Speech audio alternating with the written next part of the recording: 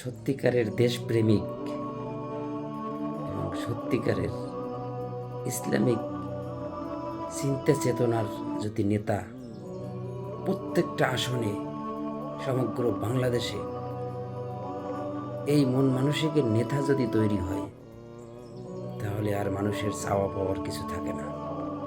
কথাগুলো শুনুন, ভালো লাগবে এবং শেয়ার করে দিয়েন। এত বড় চেয়ার তো এখানে দরকার ছিল না, আমি তো পড়ে যাচ্ছি পেছনে, আমি পড়ে যাচ্ছি। বাংলাদেশে টাকার যে অপচয়, আমি একটু আগে একটা বক্তব্য উপস্থাপন করে এলাম, সেটা হলো যে সরকারি সম্পদের অপচয় কিভাবে রোধ করা যায়। এটা অপচয়, এইটা অপচয়।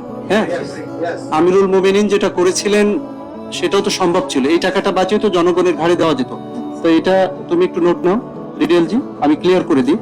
দুইটা ফির ক্ষেত্রে ট্যারিফ যেটা নেন সেটা হয়তো মাসিক একটা, ওইটা হয়তো নিতে পারেন, কিন্তু আপনি এই জায়গাটা তো কমাতে পারেন। আমার মনে হয় অনেক টাকা এই জায়গায় অবশ্যই পৌরসভা। স্যার, এটা আমি আপনাকে আপনাকে রিকোয়েস্ট করব যে আপনি এটা দেখবেন এবং একই সাথে ডিটেইলজি তুমি এই জায়গাটায় কাজ করে মানুষকে একটু শান্তি দাও।